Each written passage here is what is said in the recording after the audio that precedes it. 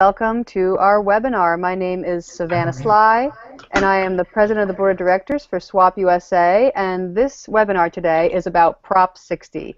It's a Condoms in Porn ballot initiative in California, and today you're going to be learning about what it is, how it's affecting people in the porn industry, and what you can do to support sex workers in California around this initiative.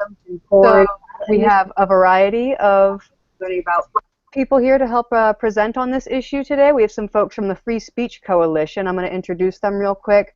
We have Eric, who is the Executive Director of the Free Speech Coalition. We have Souxsie Q, who is the Director of Policy and Industry Relations for the Free Speech Coalition. We also have Ela Darling, who is a porn performer and an advocate. We have Karen, who is a legal consultant for the Free Speech Coalition. And also on the line, we have Catherine Koster, who's the Communications Director for SWOP-USA. Catherine's going to be behind the scenes, running this webinar and helping to moderate. So there's a lot of great materials that the Free Speech Coalition has sent to us to kind of educate us preemptively for this webinar. And Souxsie and Eric, I know that you're going to be taking us through all of these materials. You have a lot of endorsement letters, you have some media to share, you've got some slideshows. So I guess I'm just going to pass it on to you guys now, and I'll ask questions as they come up.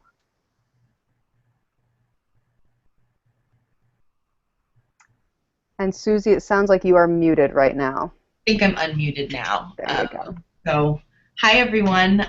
First of all, Savannah and SWOP, thank you so much for taking the time out of your days and out of your roster of activism and things that need to be addressed within the sex worker rights movement to talk with us about Prop 60, as we really do.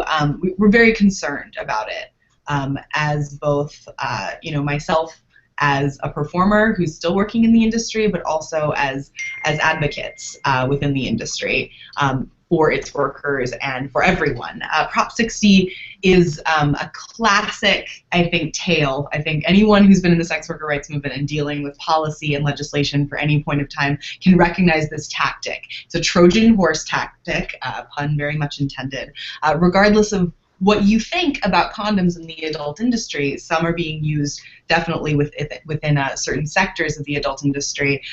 Regardless of where you stand on that issue, Prop 60 is bad for workers in that it puts folks at risk of harassment, and that's via uninsurable lawsuits.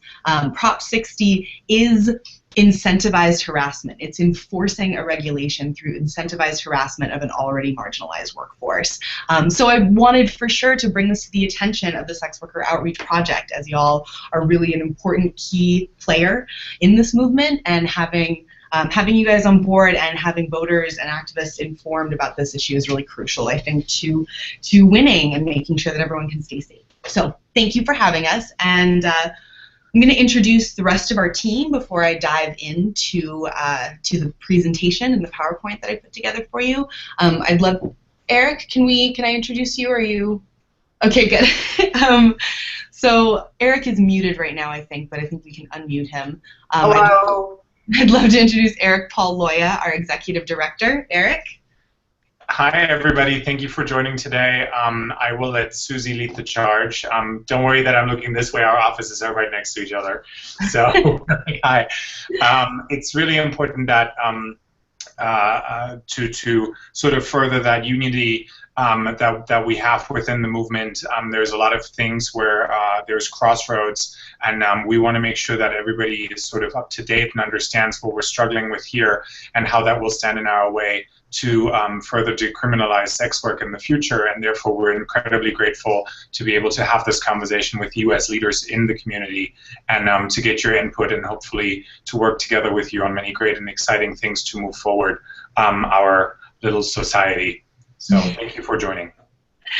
And then I also want to introduce a member of the Free Speech Coalition team, Karen, if I could hop her in the spotlight for a second. Karen Tynan is an incredible resource to not only this fight, but to our industry at large. She's a hardcore ally and a huge inspiration of mine. So she puts in a lot of work for the Free Speech Coalition. Karen Tynan. Thank you very much.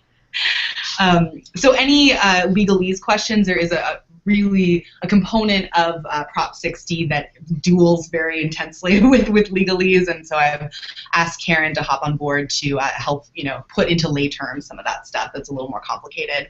And then I'd like to introduce Ela Darling, there she is, who is the current Vice President of the Adult Performer Advocacy Committee, and has worked so tirelessly with us on the Prop 60 campaign, has been instrumental, especially when we went and talked to the California Democrats at their executive board meeting. Her testimony really, I think, got us that endorsement. So Ela Darling, everyone.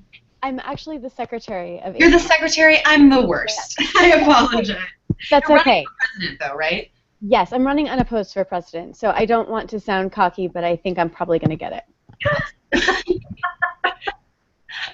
So yes, of course, I've as a board member of the Adult Performer Advocacy Committee, I've actually asked Ela here because it's important to have, I think everyone in SWOP knows that, when we talk about regulating an industry, it's important to have the perspective of the people whose bodies will be regulated upon. So I can speak to that, but Ela is in leadership for that organization that speaks for that contingency. So she is here today too. So, without further ado, I'm going to dive into a little presentation I put together for you all on the nuts and bolts of Prop 60 and a breakdown of why we really believe it's bad for sex workers and bad for California. So I'm going to share my screen with you all. Here we go. And go back up here and play. It's like magic. It is like magic. It's called science. And basically magic. All right, so this, by the way, we don't have a ton of money. You all know that grassroots organizing is all about blood, sweat, and tears. So, and volunteerism. And this logo, I just want to point out, the harassment is not a California value button was designed by an independent producer and performer and photographer that is very near and dear to my heart, Isabel Dressler, who shot some of the some amazing people within our movement. So through volunteerism, she made this incredible design, and has been, everything that has happened in the Prop 60 campaign has really come from this grassroots level, and I think that's an important piece to remember, especially when we're up against so much money from the proponents of Prop 60. So here are some materials. We have been hard at work at the Free Speech Coalition, who are one of the main sponsors of Californians Against Worker Harassment, the political action committee founded to fight. Pardon me, Susie, I hate to interrupt you, but I saw for a moment, I saw some images from your screen flash on mine, and then it went black. It seems like some people can see your screen and maybe some can't. Okay. Just wanting to check in with some folks, because I don't want to miss these lovely infographics that you've put together for us. Yeah, absolutely. It's back. I can see it. Performer liability. Oh, there we go. Can you see that now, Ela? Great. All right, Susie, tell us all about it. Good. Californians Against Worker Harassment. Okay. So we have been hard at work, even before this initiative was titled Prop 60, when it was just the Adult Film Initiative. We were gaining support for our opposition across the board, from California Democrats, Libertarians, Senator Mark Leno, the California Republican Party, of all people, are with us in opposition to this misguided initiative. HIV organizations, LGBT organizations, business organizations. It's hard enough to get Libertarians, Democrats, and Republicans, and HIV organizations, and LGBT organizations, and worker organizations to agree on anything, let alone porn. So we're very, very grateful for the opposition and coalition that we've been able to build thus far. These are some of the materials that we've presented at these different events, the California GOP meeting, the California Executive Board meeting, VICA meetings, APAC meetings.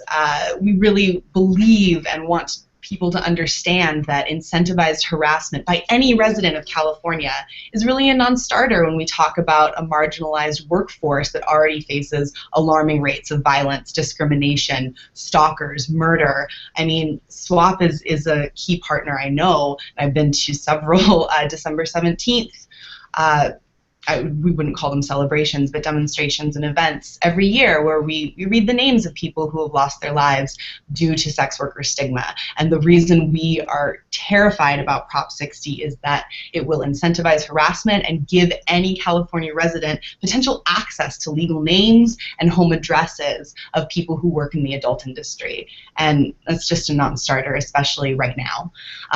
So here are some of the materials that we have given to people in order to get them to understand the key talking points, and we'll dive into each of these points a little bit further.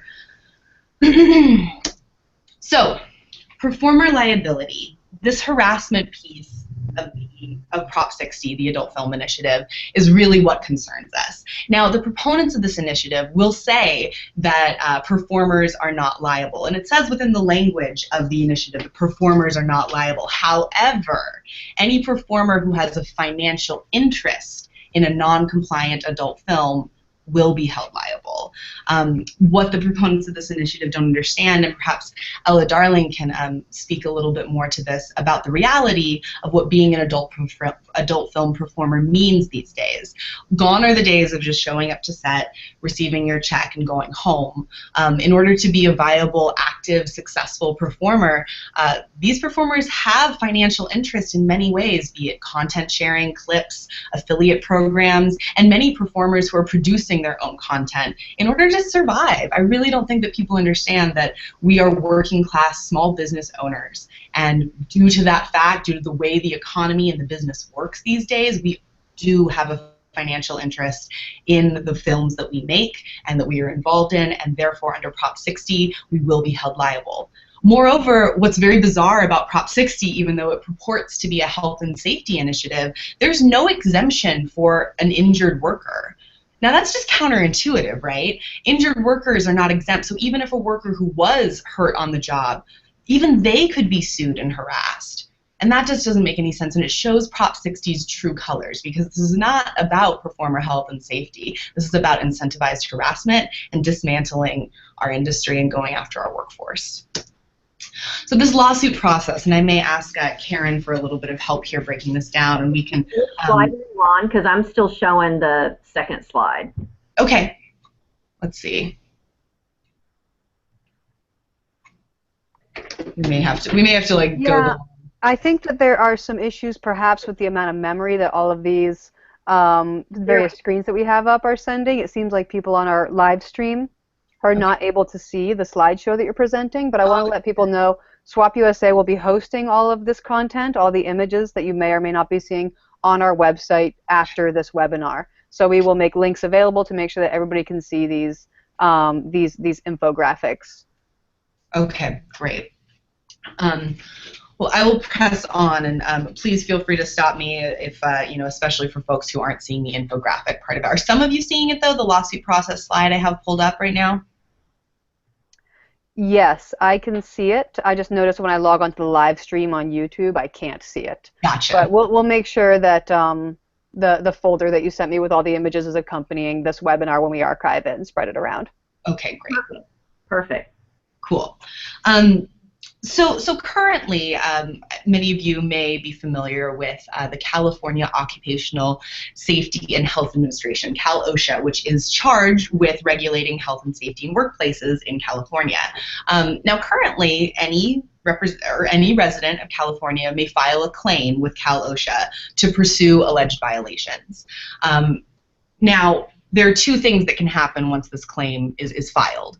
Either Cal-OSHA supports the claim and takes administrative action via fines and proceedings, or Cal-OSHA takes no action and, you know, moves on. Either they decide that there was no, there was no violation in place, or it expires.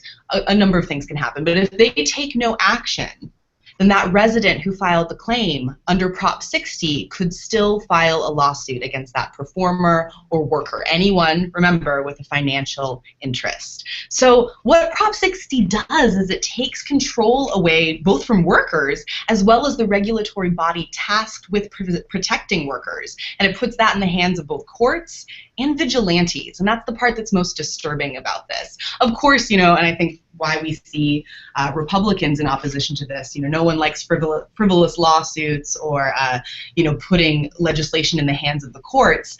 But moreover, from a social justice perspective, it is not okay to put vigilante justice in the hands of anyone who has a problem with the way that we do our jobs, because we know, as of right now, there's still a lot of people on this earth who have a major problem with what we do for a living.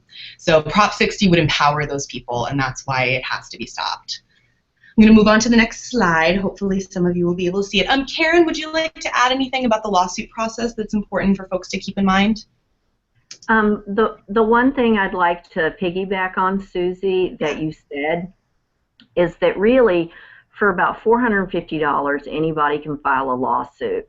And it can be anyone from an anti-pornography activist to Michael Weinstein to, you know, a fan, a stalker. As we know, fan is short for fanatic. And there have been situations where performers and workers have needed assistance in rebuffing people. And so if you think of it as only costing $450 to start this process, it's a bit scary because that's not a lot of money, and it certainly is an amount of money that Michael Weinstein or a fanatic would use to harass a performer. Thanks, Susie. Thank you, Karen. And to remind everyone, Michael Weinstein is the proponent of this initiative. It's his name that is on the petition, and AIDS Healthcare Foundation, this is not the first time they have put together legislation like this. Some of you may remember AB 1576 a couple years ago, Measure B. This is the next in a long line of attacks on the adult industry at the hands of Michael Weinstein and AIDS Healthcare Foundation. So exactly as Karen just pointed out, LGBT workers and people across the board are really concerned that this would empower folks to harass them for whatever reason. You know, not using, you know, if there can be an initiative wrapped in the guise of health and safety and condom legislation, then there can very easily be a lawsuit personalized, wrapped in health and safety and condom legislation that is actually going after someone to try to hurt them and harass them. So here are just some of the voices of folks in the industry who are speaking up. Like I said, we do not have the deep pockets of the proponents of this initiative, but what we do have is each other. And I know that sounds a little cheesy, but I never shy away from good cheese. And you know, this industry really is a family, and we watch out for our own, and people are really understanding that this puts our family at risk.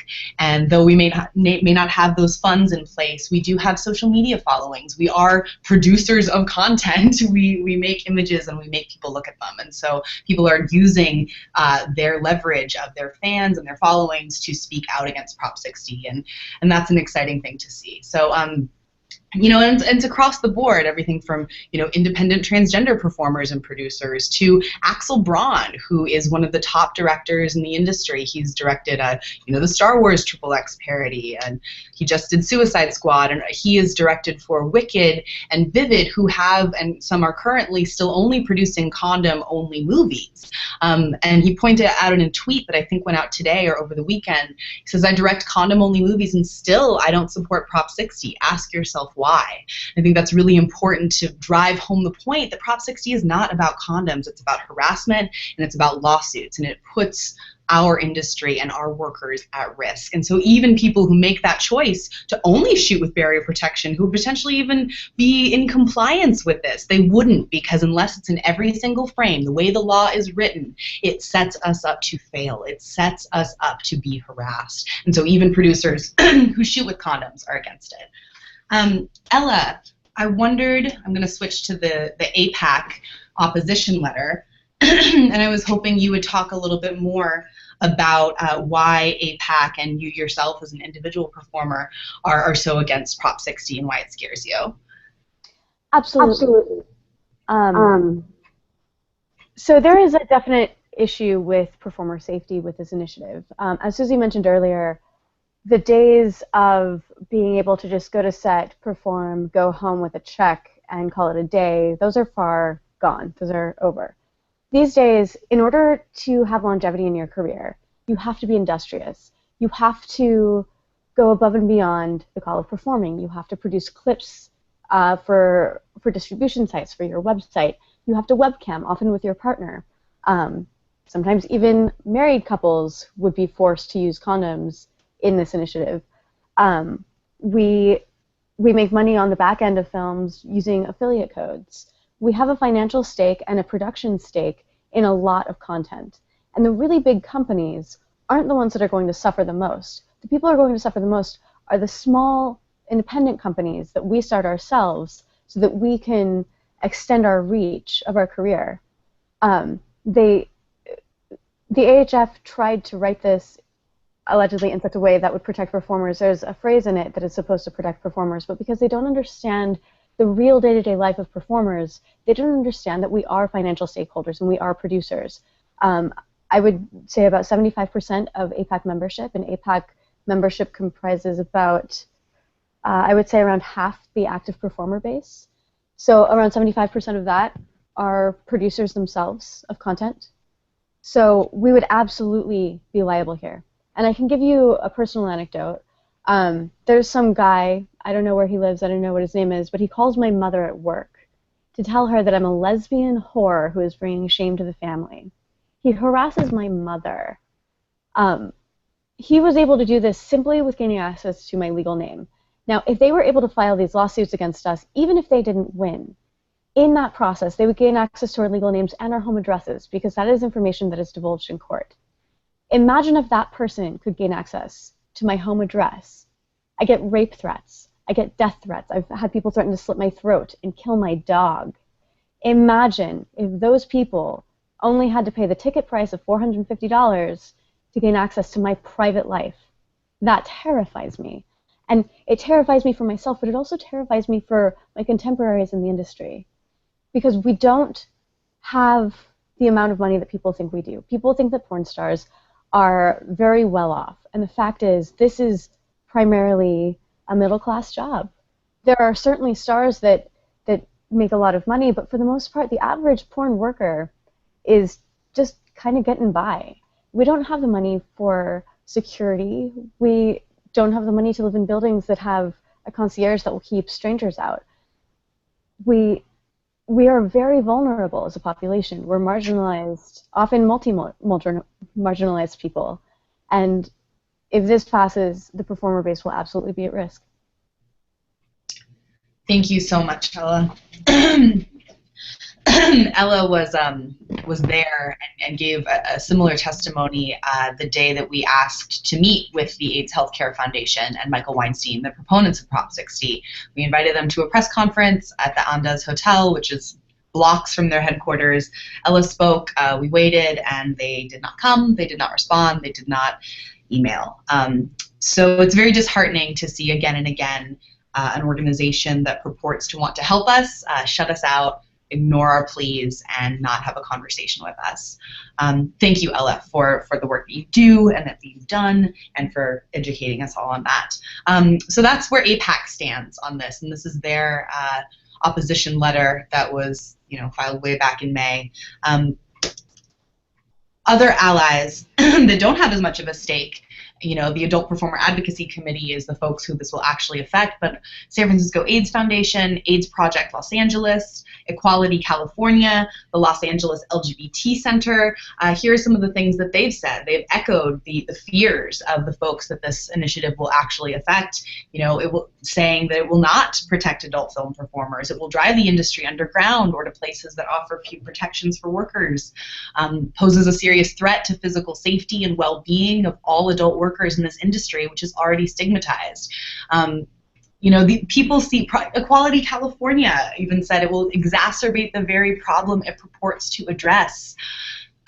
People are with us. People understand that this is super, super dangerous. And here's the growing list of folks who have come out in opposition to Prop 60. We've recently added... Pardon me? This is Catherine. Could you please take the PowerPoint off of full screen? I'm wondering if that is why it's showing up as black. I don't know if you have it as a, yeah, we can see it now. Is that better? Awesome. Yeah, Cool, so cool, just cool. keep it like that. Don't go to present because that has happened in past webinars too. So thank you. Gotcha. Continue onward. How's that? Is that weird? It's perfect. It looks great. Perfect. Now we can see it on YouTube also. Cool. Hooray. Thanks, Catherine. Good work. Here, I'll catch everybody up. Things that you may not have seen. Ta-da! There's all the tweets. Beautiful. Ooh. Lovely. Graphics. And here's our ally group, some of them anyway. Here's the final slide with the full list of folks who oppose Prop 60 currently. We've recently added the Friends Committee of Legislation of California, which are Quakers. A Quaker group is with us, which is very exciting. The Transgender Law Center. I believe who was the other new one? Equality California, of course. So that list is growing every day. Even folks like Senator Mark Leno, elected officials who have gone out on a limb and said, yeah, no, I understand this population, even though you may not. But I stand with them. And that, more than anything, regardless of Prop 60, gives me so much hope and is so exciting that it's almost something to celebrate, even in the midst of this really annoying and terrifying battle. So in conclusion, Prop 60 will enforce the criminalization of the adult industry through incentivized harassment of an already marginalized workforce. It's misguided, it's poorly drafted, and it's dangerous. It cannot stand. It gets us further away from full decriminalization of the adult industry, of anyone who exchanges sexual services for money. And that's not what we're about. So we hope that you will join us in this fight. Consider joining our coalition of allies in combating this harmful piece of legislation, as harassment is not a California value. So please vote no on Prop 60 on November 8th. Thank you. Ta-da! So I'm going to leave this up for a little bit, but I will happily start to take questions now. Eric or Karen or Ella, if you have anything you would like to add before we start taking questions, I think now would be a great time to do that too. Well, I would like to touch on the point that the proponent of this bill, Michael Weinstein, he would be given a position in California government that is absolutely unprecedented. And he would also essentially be given a blank check to enforce, in whatever way he sees fit, this law at the expense of California taxpayers. It's incredibly expensive. It's frivolously expensive. And to remove him from this position, I believe it takes 2 legislative votes. Is essentially the impeachment process, which is something that's reserved for constitutional officers. Isn't that right, Souxsie? Yeah, 2/3 majority to get Michael Weinstein out of office. This Prop 60 would give Michael Weinstein a job, regulating and going after people who violated the regulations. And yeah, he would essentially be unimpeachable. It would take, knowing how hard the process of getting opposition for a controversial topic has been, especially during an election year, getting a 2/3 majority in both houses to impeach someone is a task that it would be intense and very difficult to accomplish, and also it's a waste of time. Like, people are dying. That's what makes me so livid about Prop 60. It's, if you want to help the adult industry, why don't you ask us what we need, and we can absolutely tell you, because there are plenty of things that sex workers need, and this is not one of them. So that would be a big blow. Prop 60 would be a big blow, and that Michael Weinstein, a non-elected position, would be a huge issue to try and mitigate in the face of it. Thank you for bringing that up. And Souxsie, if I could add on to what Ella said about how these lawsuits would work, it's that it could be Michael Weinstein versus Ela Darling and Jim Bob, because they did a clip together. And for part of the clip, you couldn't see a condom. Part of the clip you could, part of the clip you couldn't. And so in that lawsuit, the way they've written the presumptions in this proposition, it would probably, I'd say, cost us between $30,000 and $50,000 just to defend this lawsuit, just to try to prevent Ella from having to be found liable. And here's the other part of that. The way these presumptions are written, it gives whoever brings these lawsuits tremendous advantage over the individual workers, the individual performers.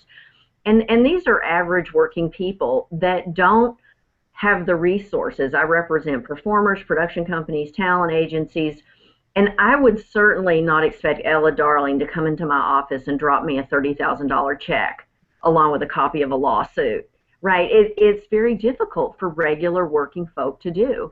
And that part of it, the financial leverage, is very disturbing to me. I feel like it is a regulation that's meant to really punish these workers and subjugate them and force them with the condom measures. There's permitting requirements in this law. Ela would have to go get a permit prior to a scene, any scene. And so she's got to march herself down, present herself as an adult film worker, and get a permit in a Cal OSHA office prior to a scene. These kind of ridiculous regulations are part of Prop 60. And I think they set a really dangerous precedent. You know, if Prop 60 goes through, as we move forward towards decriminalization of this entire sex industry, this is the type of legislation that we see in legal models of sex work that oppress workers in other ways. And I think that setting this kind of precedence right now is really dangerous. I absolutely agree, Souxsie. This is Savannah speaking. And porn being one of our regulated forms of sex work, this does set a really scary precedent. So it's really great to be working with you on spreading the news around this.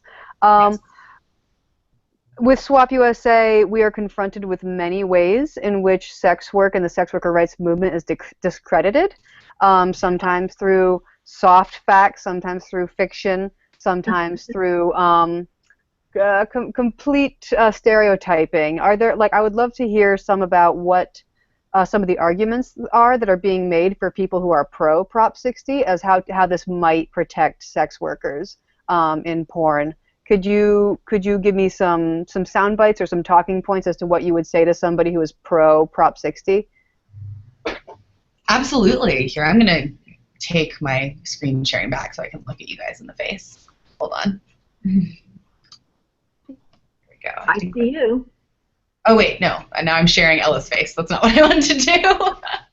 Ela, time two. There we go. Hi. So the Yes Prop 60 campaign is all, for people who have been working on sex work legislation and activism for a couple years, will find a lot of their tactics very familiar. It's all about worker safety and Oh, looks like we just lost some people. Are we still live? I think we are still live, yeah. All right. Coming back. They will log back on. Sorry, everybody. And I have a huge favor for all of the presenters. When you're not presenting, can you please turn off your camera? Because I think that takes up a lot of memory, and then sometimes, it leads people to be kicked off. So that would help. Thank you. Now it's all to you. Please continue, Souxsie. Souxsie, who is currently muted. Oh no! Okay. So, why are you muted? There you go. And you're still muted. There we go. I think I'm good. Can you guys hear me and see me? Mm-hmm. Okay, awesome. Thanks, guys. So the Yes Prop 60 campaign will seem familiar to some of you folks who may have been dealing with rescue organizations that want to help sex workers for a number of years. It's a classic case of the exact same tactics. So health and safety, we have to go in and help these workers because obviously there is a problem. I think that the AIDS Healthcare Foundation really does see that there's a problem of STI and HIV transmission in the adult industry. But that's not the case. And if they worked with us and were actually familiar with the realities of what's been going on in the adult industry, I think they'd see that. I think that people don't realize that within the past 12 years, there has not been a single onset transmission of HIV in the adult industry, whereas in the general population, in that decade plus, we've seen over 500,000 transmissions of HIV. It's very plain that the adult industry has self-regulated to be leaders in sexual health and STI prevention.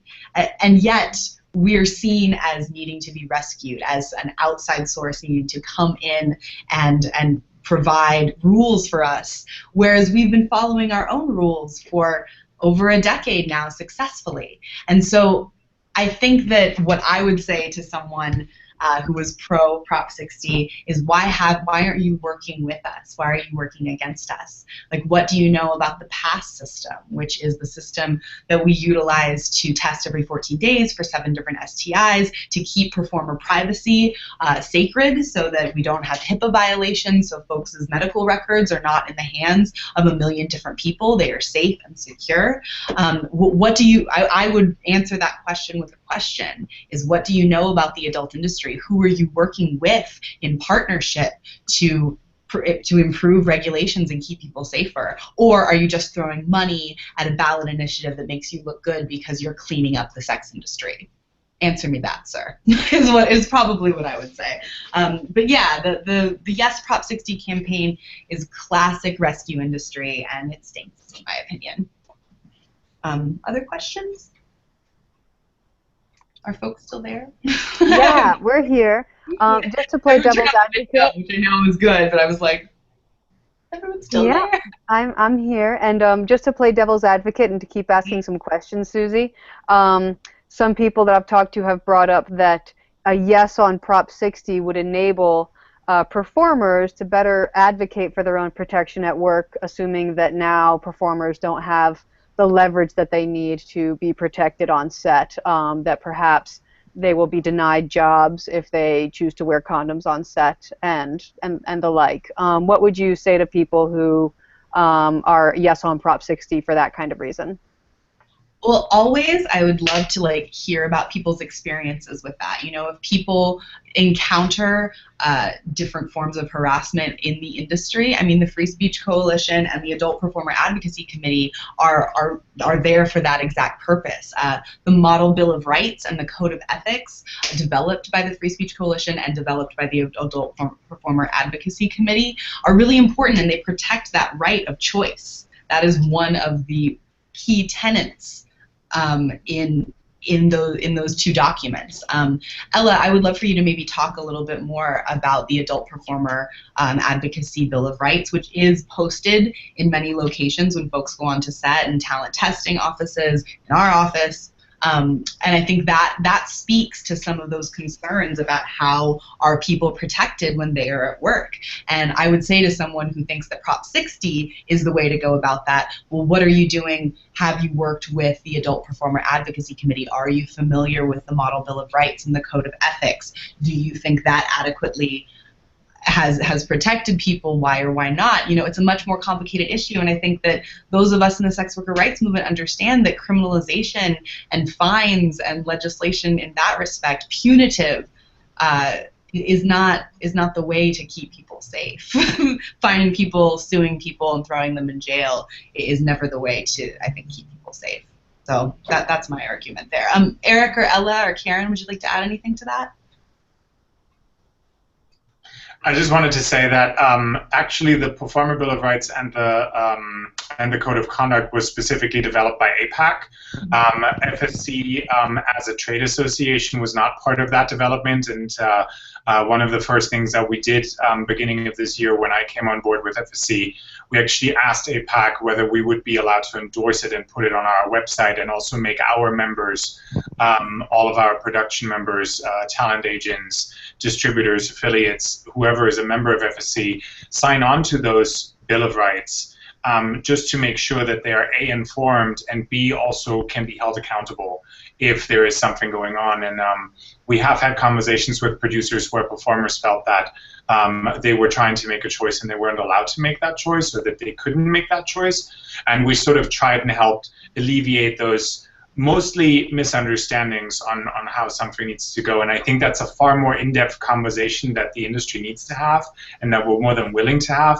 It's just dangerous when these kind of things are being put on a ballot for all residents in California to vote on that have very little knowledge of how the industry works, how sex work works. And a lot of it is founded in prejudice and misconceptions that were sort of handed down the line through the cultures that we were raised in. And as such, Prop 60 is a huge danger by allowing that majority to decide over those reproductive rights of a minority. Because when we talk about sexual health, we really need to talk beyond condoms. We need to talk about those testing protocols that have worked for 12 years. We need to talk about different modalities and options that are out there now and that are going to keep coming and are going to keep developing and increasing. And I think it would be to our detriment to exclude those. And obviously, it's Healthcare Foundation who's very actively rallying against anything other than condoms. And my background is public health, so I'm happy to answer any questions on that scope. It's very sad to see. I mean, we have, for example, I don't know if I didn't hear that come up, but the Los Angeles County HIV Commission, on which I'm a part of, actually took a vote to oppose Prop 60 and also took a vote to oppose AB 1576. And the way that works is that as a planning body for LA County, they go and then recommend those positions to the Board of Supervisors because they say, here's the problems that has in comparison to good public health policy. And as such, I think there's such a swelling of organizations and people that say this is not the way to go, and to basically criminalize condomless intercourse that way is the direct opposite of what we need to do if we want to bring people into the fold and empower them to make informed decisions for themselves. So that's what I would like to add. Absolutely. And Ella, do you have anything to add? Go to you. Yes. So the APAC membership is pretty clear on what they want. They want to have the option to choose the best method of protection for themselves. For much of the mainstream part of the industry, we want to be able to rely on the testing protocol that has protected us for 12 years. We haven't had a single incidence of HIV transmission on a set that follows that protocol for the past 12 years. For the gay part of the industry, they want to be able to continue to use condoms and to continue to perform in the way that they've performed. They have a much different culture around HIV than the mainstream industry does, and they want to be able to continue to do the things that have worked for them to keep them safe. We assert and we stand by the idea that our testing protocol is an equitable measure of safety to condoms, and that PrEP and Truvada, these are things that are also an equitable measure of safety to prevent HIV. We don't want to be forced to use condoms and only ever use condoms and testing. We want to be able to choose the measure that works best for us, because we and many health organizations stand by this as well.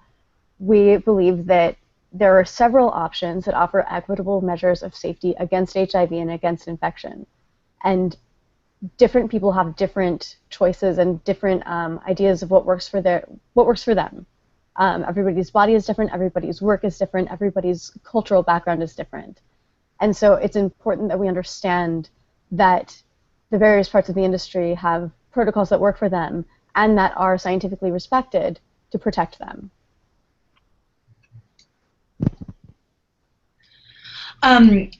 I think that it's important to point out, and Eric was starting to touch on this, but one thing that's very troubling about Prop 60 and the proponents of it is that they do not have this comprehensive idea of STI prevention and sexual health.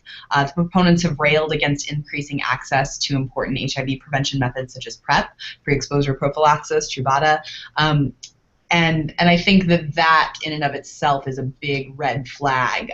People who are turning their back on science and the wave of the future of how we protect ourselves from HIV and eradicate it from the world, people who are living in the dark ages are not who should be drafting legislation on safer sex in the adult industry.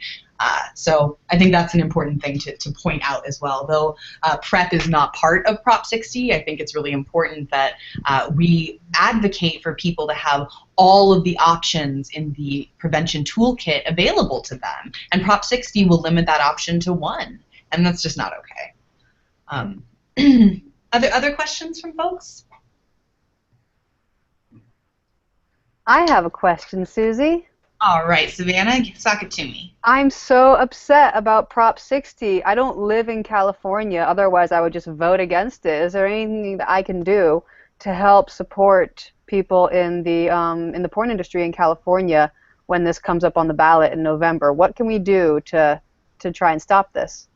Absolutely. Thank you so much for asking. So it's really important that folks realize that even though this is a California proposition, it affects all of us. Do not believe that AIDS Healthcare Foundation will stop in California. Other states such as Florida, Nevada, Vermont could be next. So it's very important that we talk about this and spread the word. Follow our Twitter, FSC Army, is where a lot of the news and up-to-date progress around the Prop 60 fight is happening. Follow the hashtag NoProp60 and get involved there. And then also, we have a fabulous template that one of the performers, Julia Ann, put together over the weekend. So if you are a social media activist that shows your face or shows whatever, consider changing your avatar to this, spreading the word. We don't have those the deep pockets of AIDS Healthcare Foundation, but we have each other. We have quite a media reach. And I think that when we stand united, we are pretty much unstoppable. So if we all work together on this, I feel very confident that we can see no Prop 60 happen for real in November. So please, please spread the word. And then I have a quick question. So if you guys could sort of sum up in maybe each of you a paragraph or a few sentences about what you are most concerned about regarding Prop 60, just as sort of talking points for people to leave with, that would be great. Absolutely. Yeah. Do we want to? Maybe we can. Yeah. Let's start with you, Susie. For sure. And I'm happy to put together. We're about to relaunch our Don't Harass CA website with some really quick templates for talking point templates for folks to use on social media. But the thing that I'm most concerned about is this piece here on this last slide is Prop 60 will enforce the criminalization of the adult industry through incentivized harassment of an already marginalized workforce. It's misguided, it's poorly drafted, and it's dangerous. And I think that also it's important to let the getting to be staggering list of our allies in coalition that are against Prop 60 also speak for themselves. Can you name another issue that is opposed by Republicans, Democrats, Libertarians, LGBT organizations, HIV organizations, and commerce organizations? Like, just one other. Think of another one. Like, you can't, So I think that that's a really important point to drive home, that this is bringing people together and is therefore kind of speaks for itself. But I can also happily put together a list of talking points to put throughout the SWOP chapters for folks who do want to get involved and be kind of like social media soldiers. That'd be awesome. Awesome. And then I see Karen has I'm going to go to you next, Karen, and then Eric, and then Ella. That sounds good. Great. And what I'd like to remind people about this regulation is that it's very similar to how state legislators have tried to legislate abortion clinics. And they write regulations and say it's about the patient safety, it's about the safety of women. We know that it's not. It really is about preventing abortions and making abortions more difficult and affecting women's reproductive rights. If you look at how Prop 60 is written, it is written to have a very permeable effect into the workforce and prevent people from doing this type of work, prevent people from pursuing a livelihood in the name of quote-unquote worker safety. It's not about worker safety. It's about being able to harass, being able to fine you, and being able to find out all your private information and have that kind of leverage on you. I think that the analogy to abortion clinic regulations is a bit of a hot button analogy, but I'll stick with it. Wonderful. And then Eric, if you can. Well, I think here's one of the things that I'm most concerned about, and this comes from the heart, is that we have fought so validly for so long to not have things like this stand in our way. And what we see here is an initiative that couldn't have been drafted better by the folks that want to oppose anybody that is proud of their sexuality, their gender identity, or who they are as a person. And what we will have through Prop 60, should Prop 60 pass, I will be the first person to urge everybody that is in the sex industry to leave this state. Because what we will have is that we will have overzealous fans, we will have religious bigots, we will have the Westboro Baptist Church, and we will have the folks that want to abolish anybody that is not gender binary conforming, to hunt them down, to find them at their homes, because Prop 60 will give them the tool that they need to do that. They will give them their legal names, their home addresses, and we will see much violence towards our communities. And I'm so ashamed that in a day and age where we can be proud to celebrate who we are as individuals and the work that we do and the sexuality that we were given or that we celebrate, to be hunted down in such a bigoted way. And I do hope that, I always bring the analogy of that when the wolf comes for the sheep herd, the sheep are not really able to defend themselves unless they all band together, and then they can sort of knock the wolf over the cliff. And I would like to see this as a group effort and as a team effort of us all working together towards the greater picture, and defending the adult film industry so that we can all stand together in the future and work together on achieving the bigger goal of decriminalizing sex work. And I'm not saying this as a token, but I say this as somebody who's worked in the field himself, and I'm very proud of it. And I think that there's no shame in who we are or who we should be. And I think that it's important that we do not let Prop 60 happen, because it'll put us back many, many years in our work. Thank you. Thank you. And then Ella, could you sort of talk a little bit about why you and APAC are, what is most scary about this for you and the people you work with at APAC? Well, this is a dangerous Trojan horse initiative couched in rescue rhetoric that is going to cause irreparable harm to the industry. It will throw us to the wolves. It will take vulnerable people and make it easy to access their private information and access them at their homes. Even if some parts of the initiative sound good or sound like something that people think maybe should be put to action in the adult industry, you can't cherry pick the parts of the initiative that sound good from the ones that are absolutely dangerous for us. This will give the people who wish us harm and the people who have unrealistic ideas of their relationships with us access to us personally and our families. And not all of us have the luxury of being able to pick up and move out of state. Some people have families, some people have jobs, some people who have spouses who have jobs that won't allow them to pick up and leave. Some people don't have the finances to just leave the state. I was born here. California is my home. I don't want to have to leave because of a dangerous, messy, sloppy proposition that gets voted in because people don't realize that it's so incredibly harmful. The name is dishonest. It's deceptive. It's intentionally trying to deceive voters into thinking that they're helping us when they are absolutely harming us. Absolutely. That point about capitalizing off of people's prejudices is really one of the more insidious parts of this initiative. It's hurtful and it's harmful. I too am, California born and bred, and I have no intention of leaving. I couldn't. I wouldn't dream of it. I'll fight this to the end, but at the end of the day, there will be only so much we can do if this would pass. So I think with that, I am happy to open it up to some more questions if folks have any. But otherwise, I think we could probably wrap a little bit. Let me go back to my screen. Let's see. There we go. Yeah, so I'm not seeing any other questions right here in this minute.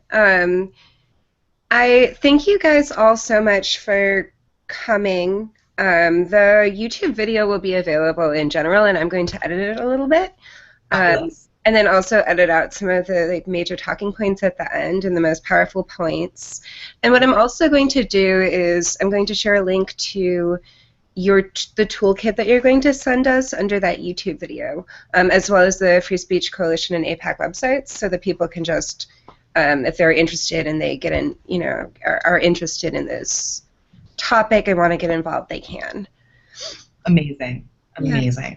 So thank you guys all again so much for joining us. This was really powerful. And then what is the timeline? Actually, one last question. What is the timeline for advocacy and work around this? And then I see... As soon as possible. It's, the election is fast approaching. November 8th is the day to vote. I believe mail-in ballots will be going out in the next month or so, fairly soon. So it's go time. It is absolutely go time on this. Awesome. And then Karen, you just I just saw you pop up on the screen. So do you have something you want to say? I would like for people to contact Souxsie.